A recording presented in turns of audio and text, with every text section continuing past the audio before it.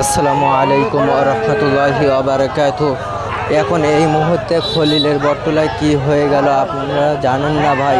দেখতেই পাচ্ছেন একটা ইজি বাইক পড়ে গেছে পানিতে। দেখেন আপনারা সবাই দোয়া করেন, আমরা উঠাতেছি, এখন এই মুহূর্তে উঠাইতেছি ইজি বাইকটি।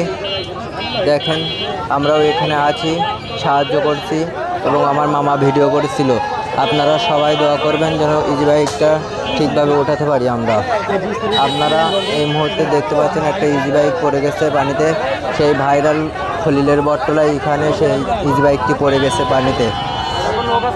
এই ভাইরাল খলিলের বটতলায় কিন্তু এটা হয়েছে ওই রাস্তায়, শ্রীরামপুরের রাস্তায় ইজি বাইকটি পড়ে গেছে, শ্রীরামপুরের রাস্তায়। আপনারা সবাই দোয়া করবেন যেন তাড়াতাড়ি ওঠাতে পারি। এখন বিশেষ করে আমরা এই গাড়িটি উঠাবো।